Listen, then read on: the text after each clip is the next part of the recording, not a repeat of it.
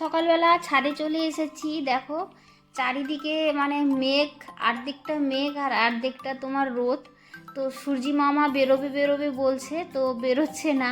তো আকাশটা ভীষণ ভালো লাগছে, এত সুন্দর লাগছে না কি বলবো। তো কম্বলটা নিয়ে এসেছিলাম, ছাদে দিয়ে দিলাম। আর এখানে সবজির খোসা, চা পাতি সব রেখেছিলাম একটা প্লাস্টিকের মধ্যে। আর কলার খোসা এগুলো গাছের গোড়ায় দেব, তো দিলে ওইগুলো যদি পচে তাহলে সার হবে, তো ওষুধ হবে গাছে, তাহলে সার দিতে কবে না। তো সবজির ছাল মাল রেখেছিলাম একটা প্লাস্টিকের মধ্যে, সেটা দিয়ে দেবো গাছের গোড়ায় আর গাছে জল দেব। তো চলো, ফুলগুলো হয়েছে কত সুন্দর। তো আমি একা দেখবো তাই তোমাদের সঙ্গে একটু শেয়ার করছি। গাছের গোড়াগুলো পুরো শুকিয়ে খড়খড়িয়ে গেছে, তো গাছে জলও দেবো আর এদিকে সবজির খোসাগুলো গাছের গোড়ায় গোড়ায় দিয়ে তারপরে জলটা দেবো।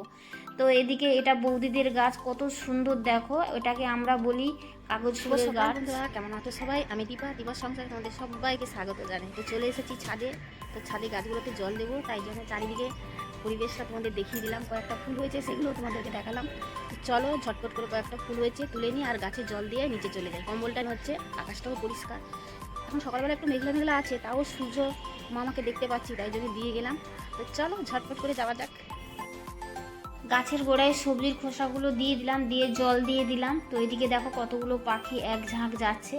তো সব গাছে জল দেওয়া হয়ে গেছে, আর কয়েকটা গাছ ছিল বৌদিদের গাছে একটু দিয়ে দিলাম জল। আর দেখো বেগুন হয়েছে, এদিকে পুতুল দিয়ে বেগুন গাছ লাগিয়েছিল, তো বেগুন হয়েছে বেশ ভালোই, বেগুনটা বড় হয়ে গেছে, তাই তোমাদেরকে একটু দেখালাম। তো ছাদ থেকে নেমে চলে এসে এই যে শীত পড়ছে, আমাদের তো এখানে শীতের একটু ছিটে ফোটাও নেই, প্রচণ্ড গরম গরম। আর এখনও না পাখা চলছে। তো শীত যখন পড়ছে না, তো আমি ভাবলাম যে শীত পড়ার আগে ঘর দরগুলো একটুখানি পরিষ্কার করে নিই, একটু ঝাড়াঝুড়ি করে ফার্নিচারগুলো পরিষ্কার করে নেবো, আর জানলায় পর্দাগুলো একটু লাগিয়ে নেবো। কেননা ঠান্ডার দিনে কাঁচ তো, পর্দাটা না লাগালে না ঠান্ডাটা মানে বেশি লাগে। তো আমি পর্দাগুলো নামিয়ে কেচে নিয়েছি, কেচে শুকিয়ে রেখেছিলাম। ভাবছি আজকে যখন ঝুলটা ঝাড়ছি, তো তাহলে ঘর বাড়িগুলো একটুখানি শীতের আগে পরিষ্কার পরিচ্ছন্ন করে মানে একটু পর্দা টর্দা ভালো করে লাগিয়ে নেব, যে শীতকালে যেতে অসুবিধা না হয়। তাই জন্য ঘরে ঝুলটা ঝেড়ে নিলাম আর এদিকে চলে এলাম। ওইদিকে ঘরের ঝুলটা ঝাড়া আমার হয়ে গেছে। তো সোফাটাকেও মানে ঘরে ঝুল ঝাড়লে জানোই তো, বুঝতে তো পারছো, চারিদিকে নোংরা ধুলোবালি হয়। সে তো মানে মেয়েরা করে, মেয়েরাই একমাত্র জানে সমস্ত কিছু পরিষ্কার করতে হয়। তো আমি যতটা পারবো ততটা পরিষ্কার করব। তো এখন তাড়াহুড়ো করে পরিষ্কার করছি, স্নান করে পুজো করব। তো মানে স্নান আমি গরম জলে করব, তো পরে আবার বেলায় আমি নাইটিটা চেঞ্জ করে নেবো না হলে। তো যতটা পাচ্ছি ততটা ঝটপট করে নিচ্ছি। আর এই দেখো সেদিনকে আমি কিছুদিন আগেই এই ফুলটা নিয়ে এসেছিলাম, সাদা ফুল, তো কেমন যেন একটা কালো কালো হয়ে গেছে, ধুলোবালি হয়ে গেছে, তো একটুখানি ঝেড়ে নিলাম। তো এদিকে যে ওয়ার্ড্রপটা আছে এর উপরে কাপড়টা চেঞ্জ করে আমি নতুন একটা কাপড় লাগাবো, নতুন মানে পুরনোই কাঁচা ধোয়া রাখা আছে পাট করে। তো ওটা ভাবছি, এটা ওয়ার্ড্রপটা পরিষ্কার করে নিই, পরিষ্কার করে তারপরে আমি কাপড়টা চেঞ্জ করে আবার জিনিসপত্র পরিষ্কার করে রেখে দেবো। তো দেখো কাপড়টা আমি চেঞ্জ করে দিচ্ছি। আর এদিকে কালো তো মানে ওয়ার্ড্রপটা মানে ধুলোবালি পড়লে না মানে পরিষ্কার বোঝা যায়, কেমন পাউডারের মতন সাদা সাদা লাগে। তো কত আর পরিষ্কার করবো, সত্যি আর পরিষ্কার করা যায় না। আর এই ওয়াশিং মেশিনের এই মাথাটার উপরে খালি ছিল, দুটো গাছ বারান্দার মধ্যে ছিল, তো বারান্দা থেকে নিয়ে এসে আমি ওয়াশিং মেশিনের উপরে রেখে দিয়েছি, দেখতে বেশ ভালোই লাগছে দেখো বন্ধুরা। আর এদিকে এই গাছটার নাম আমি ভুলে গেছি এই মুহূর্তে, আমার মনে পড়ছে না। তো তোমাদের যদি মনে থাকে তাহলে কমেন্টে একটু আমাকে জানিও, ঠিক আছে। তো টুলটাও পরিষ্কার করে নিলাম। আর তোমার গাছের গোড়ায় জল নেই, আজকে ভাবছি চাল ধোয়া জল একটুখানি দেবো। এই গাছটাতে বেশি জল দিলে আবার পচে যায়, এর আগে একটা পচে গেছে। আর এই পাতাগুলো দেখো ধুলোবালি ভর্তি হয়ে গেছে, আমি পাতাগুলো একটু কাপড়টা দিয়ে মুছে নিলাম। কালকে রাত্রিবেলা একটু শরবত ভিজিয়েছিলাম, ভুসি আর সাদা মিষ্টি, ছেলে বলছিল খাবে। তো এখন তো ঠান্ডা নেই আমাদের, তো এখানে পাখা টাকা চলছে, গরম ভীষণ, সব জায়গায় তো ঠান্ডা পড়ে গেছে। আমি ইউটিউব দেখি, প্রত্যেকের আমি ইউটিউব দেখি সব জায়গায় ঠান্ডা পড়ে গেছে অনেক দিন থেকে। কিন্তু আমাদের মেদিনীপুরেও ঠান্ডা পড়ে গেছে, ওই যে গেছিলাম বাপের বাড়ি, বললাম না প্রচণ্ড ঠান্ডা। কিন্তু আমাদের এই কলকাতায় একদম ঠান্ডা নেই, মানে গরম, গায়ে কিছু দিতেও হয় না। তো দেখো স্নান করতে যাব, এদিকে কাজবাজ সব শেষ হয়ে গেছে। আমি মুখে একটু প্যাড লাগাবো, তো প্যাড একটা তৈরি করছি। তো আলুটা প্রথমে আলু আর কাঁচা হলুদটা আমি ছুলে নিয়েছি, দিয়ে রসটা বের করে নিয়েছি। ওর মধ্যে একটু বেসন আর মধু দিয়ে দিয়েছি, আর 2-4 ফোঁটা লেবুর রস দিলাম, দিয়ে এখন ভালো করে আমি মুখে লাগিয়ে নিচ্ছি। তো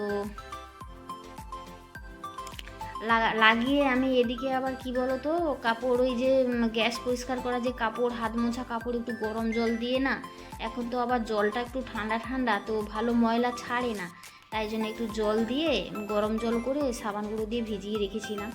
তো এখন আমি পুজোটাও দিয়ে নিলাম, আর স্নান হয়ে গেছে, পুজোটা দিয়ে নিলাম।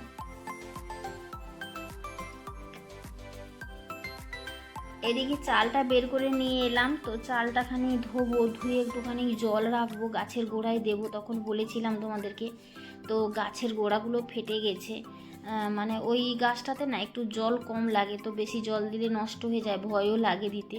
তো চলো, চাল ধোয়া জলটা রেখেছি, আমি ভাতটা আগে চাপিয়ে দিই, চাপিয়ে দিয়ে তারপরে আমি ওইদিকে কাজকর্মগুলো করব। তো গ্যাসটাও ধরিয়ে দিলাম। আর এদিকে দেখো, একটা পেঁয়াজ গাছ ওই টবের মধ্যে, এই যে পাতাবাহারি গাছটা আছে, এখানটায় আমার বরমশাই লাগিয়েছিল, বেশ সুন্দর হয়েছিল। তো নষ্ট হয়ে যাবে, তাই জন্য ভাবলাম যে কেটে নিয়ে তরকারিতে দিয়ে দেবো, একটু শাক ভাজা করবো, তো ওর মধ্যে দিয়ে দেবো, বেশ ভালোই লাগবে খেতে। আগে ছোটোবেলায় আমার মা করতো না, আমার ভীষণ ভালো লাগতো খেতে। তো শাকের ভাজা টাজা হলে না, দেশে ঘরে যে পেঁয়াজগুলো বসায়, তো ওই পেঁয়াজগুলোর পাতাগুলো এরকম কেটে কুচি কুচি করে পেঁয়াজের সঙ্গে ভেজে দিত, ভালো লাগতো। এটা কাঞ্চি মাছ, তো আমার বড়মশাই নিয়ে এসছে কাঞ্চি মাছ, পেঁয়াজ, উচ্ছে আর পালং শাক নিয়ে এসছে, সেটা তোমাদেরকে দেখাচ্ছি। তো কাঞ্চি মাছটা রান্না করব, একটু হলুদ প্রথমে দিয়ে দিলাম, তারপরে একটু লঙ্কা, লাল লঙ্কার গুঁড়ো আর রসুন আর আদা দিয়ে দিলাম পেস্ট,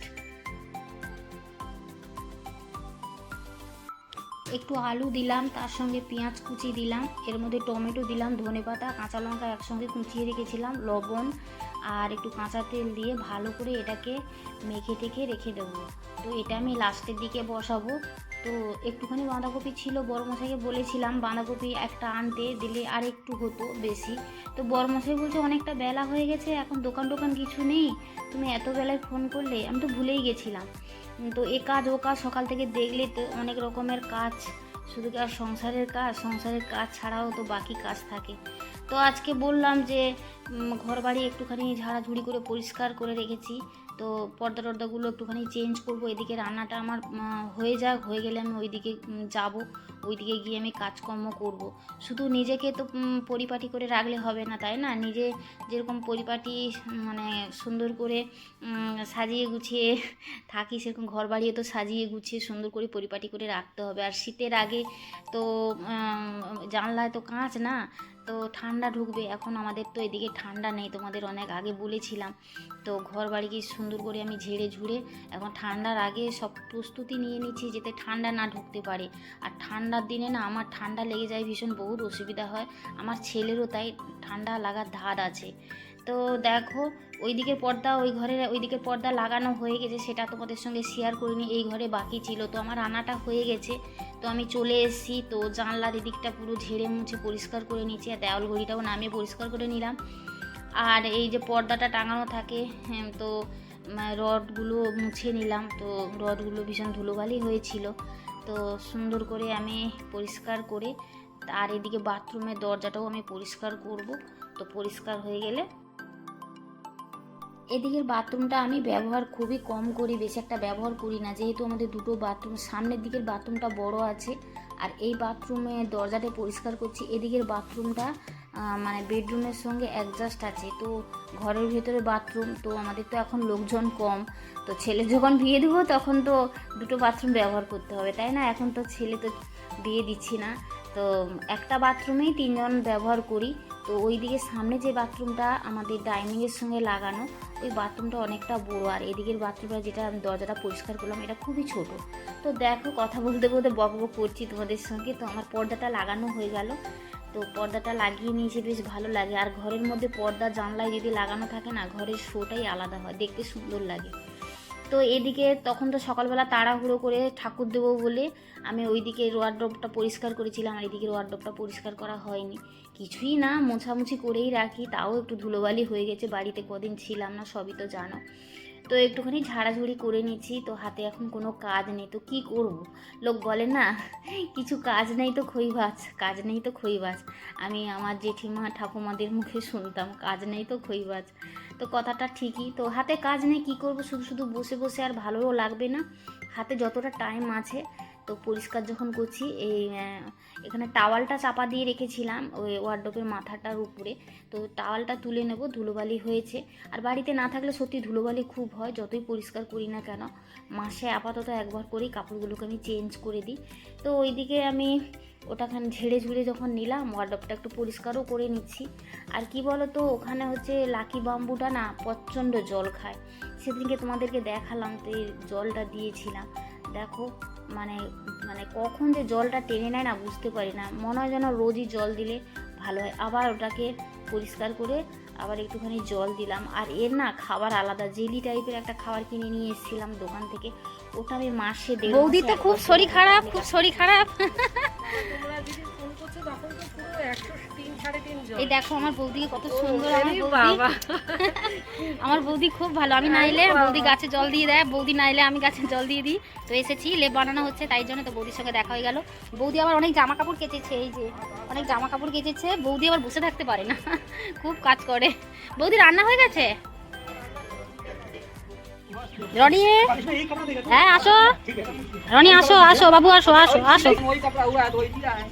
রনি, কি হয়েছে? খেয়েছো? তুমি খেয়েছো?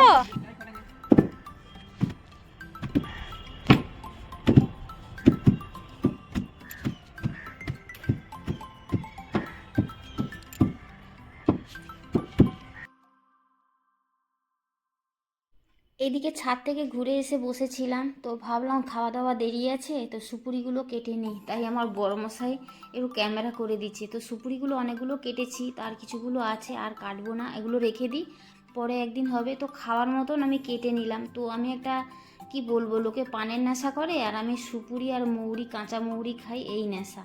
আর কি বলো তো, খাওয়া দাওয়ার পরে না একটু মুখে না দিলে মুখটা কেমন টকটক লাগে। এই কটা সুপুরি আছে, তো থাক। তারপরে চলে এলাম, তো রান্নাঘরটা পরিষ্কার করব বলে, তো বেসিনটা আগে পরিষ্কার করে নিচ্ছি। তো গ্যাসটা এখনও পরিষ্কার করিনি। কি বলো তো, কাজ করতে করতে না মানে হাঁপিয়ে গেছিলাম, তাই বসেছিলাম, তাই ভাবলাম যে সুপুরিগুলো কেটে রাখি, মানে একটু বসি আর একটু করে কাজ করি। তো চলো, বেসিনটা পরিষ্কার করে নিয়েছি, এখন আমি রান্নার গ্যাসটা পরিষ্কার করে নিই। আর কি বলো তো, রান্নাঘর থেকে মেয়েদের কি বলো তো, মানে রান্না করে যে হঠাৎ করে বেরিয়ে যাবো তার উপায় নেই। মানে রান্নাঘরে রান্না হয়ে যাওয়ার পরেও রান্নাঘরে প্রচুর কাজ থাকে। যারা মেয়েরা তারা তো জানো, আমি আর কি বলবো বলো।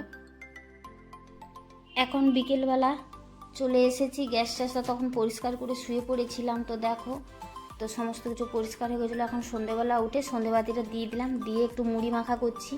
তো দাদার ছেলে এসেছিলো, বলেছিলাম তোমাদেরকে, তো ছেলে খাবে, ওর বাবা খাবে, সবাই মিলেই খাবো। তো একটু বেশি করে মুড়ি মাখা করলাম। এর মধ্যে অনেক কিছু দিয়েছি, পেঁয়াজ, গাজর, মূলো, ধনেপাতা, কাঁচা লঙ্কা, পেঁয়াজ, বাদাম ভাজা, চানাচুর, লেবুর রস, বিট লবণ দিয়ে মুড়ি মেখে এখন ওদেরকে দিয়ে দিলাম। ওরা ঘরে বসেছে, ছেলে কম্পিউটারে বসে আছে, কাজ করছে। তো দাদার ছেলে ওখানে বসে আছে।